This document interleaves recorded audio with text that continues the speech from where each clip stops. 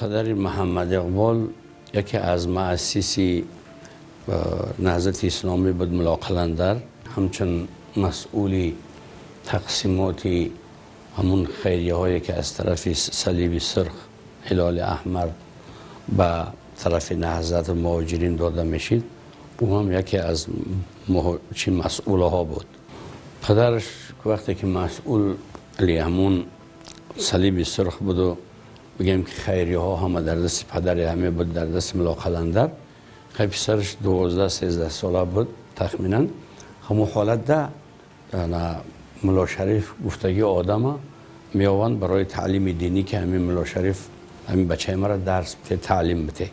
بعد وقتی که در همونجا در پیش ملا شریف این محمد اقبال درس میخونه و تعلیم دینی میگیره، بعد این محمد اقبال قماندان ها پول میتن ملا شریف میگیرن 5-6 ماه قریب تا 1 ساله را تجاوز میکنن در همون خانه همون قماندان ها با دیگر قماندان های همون افغان. بعد از طرف بگیم که تاجیک ها و افغان ها همین چیز آوازه میشه.